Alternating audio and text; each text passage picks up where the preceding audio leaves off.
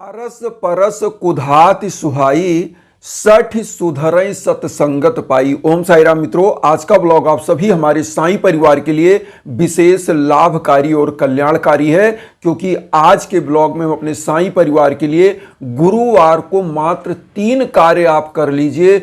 जीवन में आपके जो भी दुख दरिद्रता निर्धनता है वह भूल जाओगे और आपके पूरे घर परिवार का सौभाग्य का उदय हो जाएगा। क्योंकि साईं बाबा की कृपा जब होती है तो आदमी के समस्त प्रकार की मनोकामनाएं पूर्ण होने लगती हैं और परिवार सद्मार्गों पर चलने लगता है। कलयुग के एक ऐसे महान सद्गुरु साईनाथ जो अपने भक्तों के सुख दुख समस्त चीज़ों का ध्यान करते हैं। जैसा बाबा के 11 वचन में कहा गया है, मुझे सदा जीवित ही जानो, अनुभव करो सत्य पहचानो। बाबा की अनुभूतियां आपको प्राप्त होंगी और आप यह समझ लीजिए कि बाबा आपके आसपास हैं। आप एक कदम बढ़ाओ सच्ची श्रद्धा और सबूरी के साथ, बाबा आपको 1000 कदम आगे ले जाते हैं। तो आइए जानते हैं कि गुरुवार को क्या हम लोग करें, क्या विशेष करें इस कलयुग में। देखिए, जहां पर आप सभी देख रहे हैं कि कलयुग में कहीं ना कहीं हम लोग अपने धर्म मार्ग से विचलित हो रहे हैं, जिसके कारण से ही हम कष्ट में जा रहे हैं। इसका कारण क्या है आप समझिए। सबसे बड़ा कारण है कि हम अपने पुरुषार्थ के जो 4 चीजें, धर्म अर्थ काम मोक्ष, हम सब कुछ करते हुए लेकिन धर्म को भूल जाते हैं। और पुरुषार्थ में पहले पावदान पर इसीलिए धर्म को स्थापित किया गया है। अगर धर्म का आचरण करते हुए हम कोई भी कार्य करते हैं तो सब में सफलता प्रदान होती है प्रभु के द्वारा। इसीलिए आज हम साईं का जो उपाय लेकर के आए हैं, जो हमारे बंधु बांधव इस उपाय को करते हैं, निरंतर रूप से सफलता उनके चरण कदम चूमती है और ऐसे परिवारों की निर्धनता गरीबी दूर हो जाती है। क्योंकि बहुत सारे ऐसे परिवार हैं जो कहते हैं कि गुरुजी हमारी मनोकामनाएं नहीं पूर्ण हो रही हैं, हमारे घर में धन के अभाव में कोई चीज़ संभव नहीं हो पा रहा है। तो आज जो उपाय लेकर के आए हैं, इस उपाय को आप करिए और निश्चित रूप से केवल गुरुवार को आप करिए इस उपाय को, निश्चित रूप से कल्याण होगा। करना क्या है, सबसे पहले गुरुवार को आप नहा धोकर स्वच्छ वस्त्र धारण करिए और उसके बाद पीले आसन बिछाइए, वहां पर थोड़ा गंगा जल छिड़क करके उस पर बाबा को स्थापित करिए। पीला पुष्प लीजिए, पीला चंदन लीजिए और उसके बाद एक धूप बत्ती जलाइए, एक घी का दीप प्रज्वलित करिए और घर में खिचड़ी बनवा लीजिए। खिचड़ी कुछ ज़्यादा मात्रा में बनवाइए, बाबा को भोग लगा करके उसके बाद आप इस खिचड़ी को रख लें। आपको क्या करना है, गुरुवार को कम से कम 5 गरीबों को खिचड़ी या भोजन उनको कराइए और फिर आप देखिएगा कि बाबा की कृपा कैसे बनती है। क्योंकि साईं बाबा अपने जीवन काल में जितना भी भिक्षाटन करते थे, मांग कर लाते थे 4 से 5 घर, वह सब बना करके वह क्या करते थे, लोगों को खिलाते थे। इसीलिए शिरडी में आप जाएंगे तो खिचड़ी का बहुत ही माहात्म्य है। वहाँ पर भोजन दान, वहाँ पर प्रसादालय इतना बड़ा, हमको लगता है एशिया का सबसे बड़ा प्रसादालय होगा।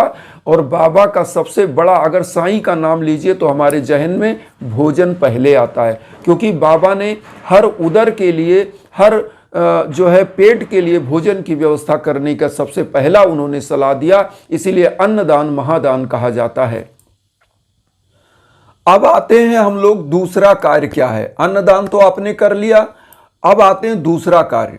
एक चीज यहां पर ध्यान दीजिए, जैसे हमने पुरुषार्थ की 4 चीजें बताई, धर्म अर्थ काम मोक्ष, तो धर्म को करते हुए अर्थ का अर्जन करिए। अर्थ के साथ फिर भौतिकता, जो काम है, जो बीवी बच्चे भौतिकता में आता है, आपका मकान गाड़ी घोड़ा काम के अंतर्गत, जो काम का मतलब भौतिकता, भौतिक वस्तुएं, तो ये सब प्राप्त होगा। लास्ट में आपको मोक्ष की भी प्राप्ति होती है। तो धर्म कैसे, धर्म का आचरण मतलब जो भी आप अपने जीवन काल में कमाई करते हैं। जैसे मान लीजिए आपका महीने का 10,000 रुपये वेतन है, आप क्या करिए, हम कहते हैं दशांश मत निकालिए, एक दान पात्र बनाइए। दान पात्र आप बना लीजिए, उस पर हल्दी से या पीले चंदन से स्वास्तिक का निशान बना लीजिए।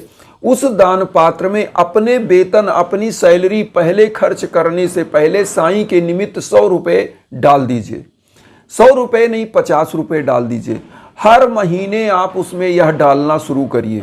और मैं कहता हूं कि आपकी सैलरी जो 10,000 है वह 10 लाख के उसमें कन्वर्ट हो जाएगी, केवल और केवल 100 रुपये 50 रुपये बाबा के निमित्त निकालने से। तो इसको क्या करिए, दान पात्र को अपने घर में रखिए और हर महीने आप बच्चों को भी सिखाइए कि वह अपनी कमाई का कुछ अंश जो भी बचाते हैं उसका कुछ अंश दान पात्र में डालें। ऐसी आप लोगों ने कहानी सुनी होगी कि बाबा अपने भक्तों से अपने लिए जो भी वह मन में करता था वह मांग लेते थे, तो बाबा उनके पाप कर्मों को काटने के लिए दान ले लेते थे, उनसे मांग लेते थे और जिसको प्रिय मानते थे, जिससे चाहते थे कि इसी से मांगना उसी से मांगते थे। तो आपको क्या करना है, अगर आप बाबा को ऐसी मान्यता है कि आप 100 देते हो, 100 रुपये चढ़ाते हो तो लाख रुपए का फायदा आपको होता है।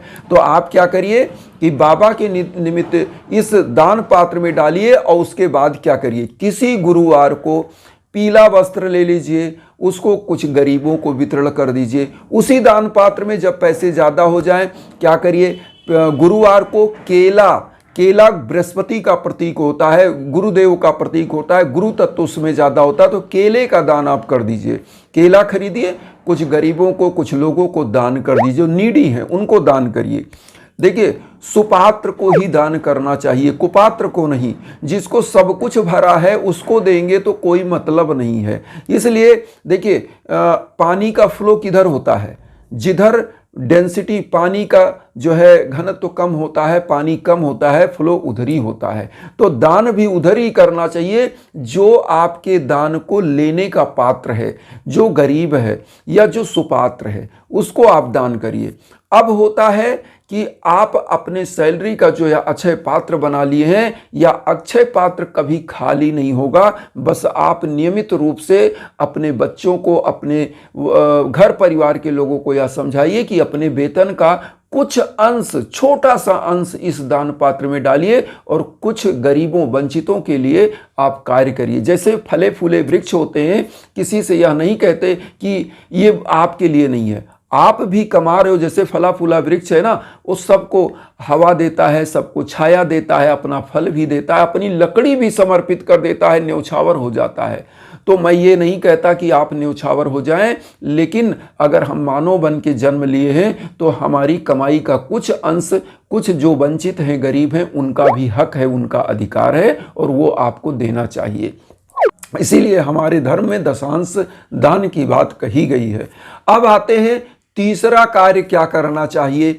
तीसरा कार्य आप समझिए, साईं बाबा की आप नियमित पूजा करते हैं तो बाबा के सम्मुख एक घी का दीप प्रज्वलित करिए।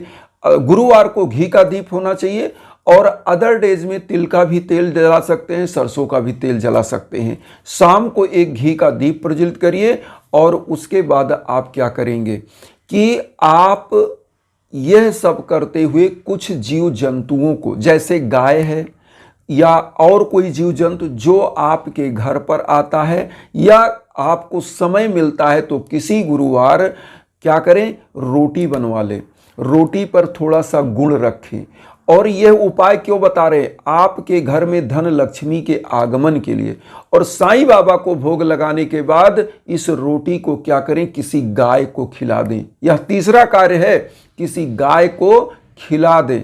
गाय के जो शरीर है, ऐसी मान्यता है, इसीलिए उसको मां का दर्जा दिया गया है कि गाय के शरीर में 33 कोटि के देवता विराजमान होते हैं। और जो भी गौ माता को सेवा करता, साईं बाबा खुद पशुओं की सेवा किया करते थे और खुद अपने हाथों से वह लेके जाते थे, चारा पानी करते थे। वहाँ पर गाय पाल रखा था उन्होंने, उसका चारा पानी करते थे। आपने बहुत सारे ऐसे देखे सुने होंगे कहानी की, बाघ को जो एकदम जर्जर शरीर में था, बाबा ने उसको भी मोक्ष दिया, और एक घोड़ा आया था उसको भी बाबा ने मोक्ष दिया। तो बाबा खुद पशुओं के निमित्त कि उसका कष्ट नहीं देखा जा रहा था, तो उन्होंने उसका मोक्ष कर दिया। और उन्होंने पशुओं की सेवा भी की। वह खुद क्यारी भी लगाए थे, अपने हाथों से उसको सिंचित किया करते थे। लेंडी बाग है आज भी, वहाँ पर फूल पत्तियाँ बाबा लगाते थे। वहाँ एक कुआं भी आप देखे होंगे जहाँ पर नंदा दीप प्रज्वलित होगा, वहाँ भी आपने देखा होगा एक दीप प्रज्वलित है। तो बाबा हमेशा एक दीप शाम को प्रज्वलित करते थे और पशुओं की सेवा भी किया करते थे। तो आप क्या करिए, गौ माता को कुछ नहीं, 2 रोटी थोड़ा सा गुड़ रखिए, बाबा को भोग लगा के किसी गौ माता को गुरुवार के दिन खिलाइए। और गुरु तत्व जिसका मजबूत होता है, जीवन में कभी भी वह कहीं हार नहीं उसको मिलती, हमेशा उसका सौभाग्य होता है। और जिन जातक जातिका की शादी ब्याह में दिक्कत है, वह अगर यह उपाय करें, गुड़ और रोटी गाय को खिलाएं साईं बाबा को भोग लगाकर, तो अच्छे वर वधू के साथ उनकी शादी हो जाती है और उनका जीवन हमेशा सौम्य चलता है और बहुत ही अच्छा उनका जीवन चलने लगता है। जिन बंधु बांधव के जिनके बच्चे बच्चियों को रोजगार जॉब में दिक्कत है, वह भी यह करें। यह लास्ट उपाय सबसे कारगर भी है। और जो अक्षय पात्र की बात किया, वह अक्षय पात्र बनाइए, दान पात्र, उसमें अपनी कमाई का कुछ अंश कोई भी कर सकता है। बहुत इजी उपाय है, आप करना चाहें आज ही से शुरू श्री गणेश करिए, गुरुवार के दिन आपका कल्याण शुरू हो जाएगा। तो इन्हीं भावनाओं के साथ एक चीज और कहेंगे, अगर जीवन में किसी प्रकार का कष्ट है तो धर्म जो पुरुषार्थ में पहला है, उसके निमित्त आप यज्ञ याजन हवन के लिए हमारे इंस्टाग्राम पर आइए। और आपको इसीलिए इंस्टाग्राम का लिंक देते हैं कि आपको कहीं भटकना ना पड़े। हमारे लायक जो संभव है वह हम कर सकते हैं और वहाँ पर आपके लिए बात हो सकती है, क्या करना है, कैसे करना है। और यज्ञ याजन हवन जब आपके नाम गोत्र पर संकल्प होकर होता है तो निश्चित रूप से आपका कल्याण होता है, चाहे आप विश्व के कोने कोने में कहीं हो। वसुधैव कुटुंबकम की जो भावना हम लेकर चल रहे हैं, उसमें आप सभी लोग चैनल को सब्सक्राइब करके अपना आशीर्वाद दीजिए। उन साईं भक्तों तक वीडियो को जरूर शेयर करिए जो किन्हीं कारणों से कष्ट में, दुख में है। इसी भावना के साथ ओम साई राम।